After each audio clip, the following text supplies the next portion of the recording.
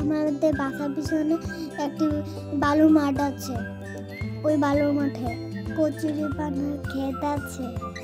সেই দিন বিকালে হাঁটতে গিয়ে অনেকগুলো কচা ফুল তুলে আনলাম, সাথে একটু ফুলের ভিডিও করলাম। এবার ফুলগুলো দিয়ে বড়া বানানোর পালা।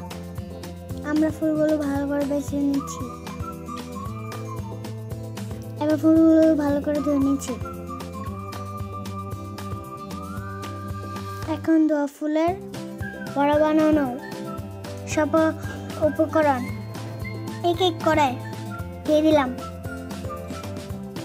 এখানে দেখিয়ে দিচ্ছি আমি আর কি কি দিয়েছি।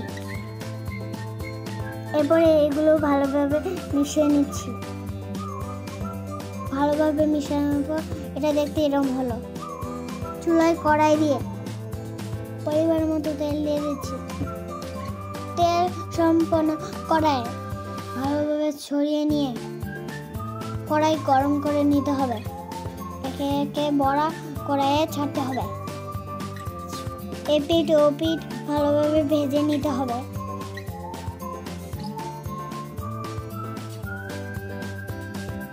বড়াগুলো ভাজা হয়ে গেলে